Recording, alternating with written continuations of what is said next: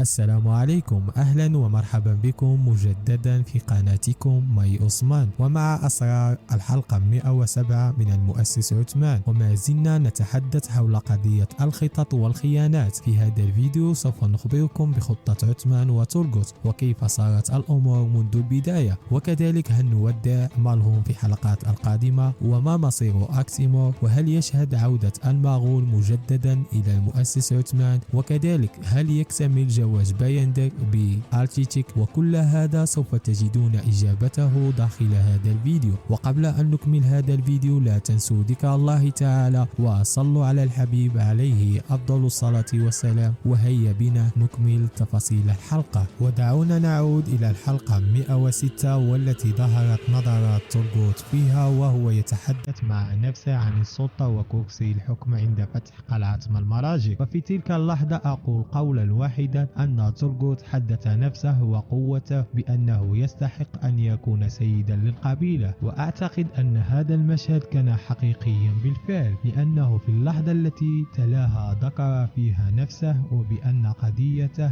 ليس منصبا ولكن قضية لرفع راية الله. وتحدثنا أيضا أن عثمان قام بعمل خطة مع تورغوت، ولكن الآن لا نفهم ما الفائدة بأن يجعل عثمان الجميع يعتقد أن تورغوت انفصل عنه. وقد فصلنا تلك النقاط بسبب تقسيم الأعداء، ولكن تم حرق المجانيق ولم يدخل تورغوت في الحرب. إلى هنا نقول بالفعل أن هناك خلاف بين عثمان وتورغوت، حيث أن عثمان لم يعطي القلعة لتورغوت بل أعطاها لشخص لم يشارك في الفتح، وأن تورغوت بالفعل كان قائدا ويستطيع أن يمشي في طريق منفصل عن عثمان ويحقق بالفعل. ولكن يبقى سؤال هنا، إذ كان بالفعل في تخاصم مع عثمان فكيف سوف يعود ومن سوف يحل هذا الأمر؟ رأينا إديب علي يتحدث مع السلطانة أسمهان، ونعتقد أن الخصام الذي بين تورغوت وعثمان سوف يزداد في الحلقة القادمة، وهذا كان وضوحا من الأحداث. الإعلان الأول للحلقة 107 حيث قام عثمان بتهديد تورغوت في القلعة إيناغول، وعندما طلب منه تسليم القلعة فرفض وقال تورغوت لا أسلم وطني، وهدده عثمان بقتله وأخذ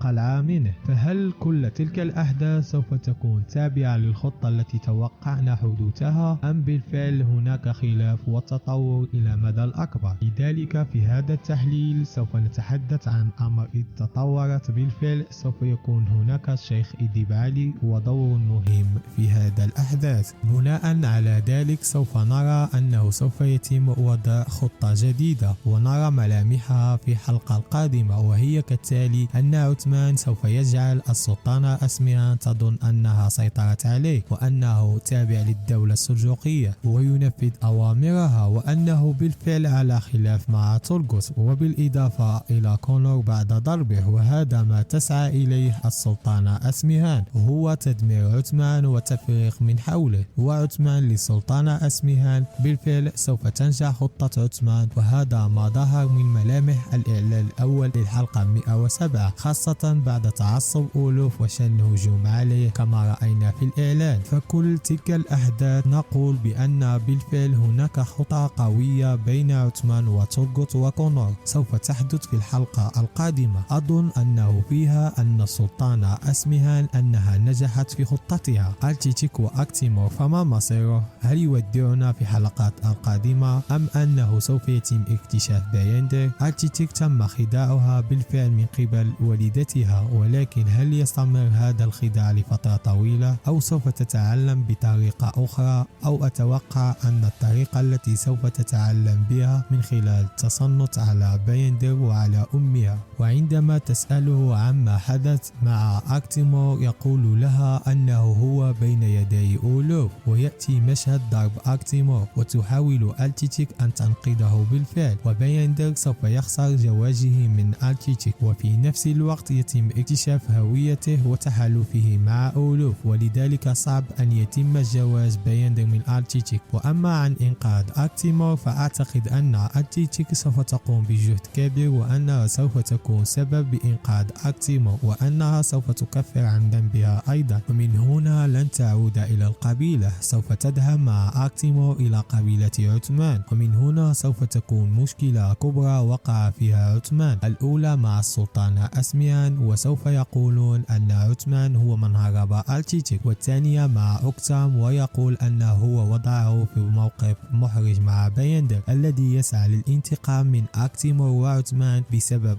خطيبته. اختصار أعزائي المتابعين، المشكلة التي وقعت بين عثمان وترغوت سوف يتم حلها عن طريق الشيخ إديب علي، وسوف تكون هناك لعبة وخداع جديدة من أجل خداع السلطانة أسميان، وأعتقد أن اللحظة الأخيرة لبايندر سوف يتم إعدامه بعد حلقتين، ومن ثم سوف يتم زواج أكتيمور بآلتشيك في الحلقة القادمة أو الحلقة 108. ودعونا الآن ننتقل إلى مسألة عودة المغول مجددا إلى المؤسس عثمان الموسم الرابع. لقد سمعنا في الموسم الرابع من المؤسس عثمان أخبار توحي أن هناك ظهور للمغول في حلقات القادمة، ولكن لم يتم تعيين هذه الحلقة. وبعدما نشر الكواليس من تصوير الحلقة القادمة من المسلسل، المؤسس عثمان تم الاتضاح بأن المغول قد أتوا وأنهم قد قاموا بوضع سيوف نحو رقبة السيد عثمان. فهل حقا سوف يقومون بالقضاء على السيد عثمان؟ ما هو الحقيقة استدعائهم إلى هناك بعد هذه المدة؟ أعزائي المشاهدين، لن يحدث أي شيء للسيد عثمان، خصوصا بأننا شاهدنا بأن السيد عثمان سوف يقاوم بكل قوته، أو سوف نرى في حلقات القادمة ظهور المحاربين التاريخيين للسيد عثمان مثل حسن ألب وأكشاكوجا وسمسة شاويش، أو عودة كوسيس مجددا إلى المؤسس عثمان. وتم استدعاء المغول بناء على طلب السلطانة أسمهان. هنا الآن ننتقل إلى مسألة مالهون. مالهون لم تركب الحصان كم حلقة ولم تخرج إلى الحرب كم حلقة، حتى بدأوا يستغربوا من هذا بالفعل، ولكن كما قلت من قبل ليس بيدها شيء. قبل الخضوع في هذا الأمر فقط هناك توضيح بسيط. مشهد مالهون في الحلقة 105 وهي فوق الحصان ليس مالهون الحقيقية، هي ممثلة تتشابه مع مالهون في ملابسها، والسبب أن مالهون حامل. لهذا سوف يتم إخراج مالهون من الموسم الرابع، لأن بوزدار سوف يقوم بإرسالها إلى قبيلتها كما فعل من قبل مع سيجان في الموسم الثالث عندما أرسلها إلى قبيلتها. وكذلك أنا أتوقع أن مالهون لن تظهر إلا بعد الموسم الخامس أو في نهاية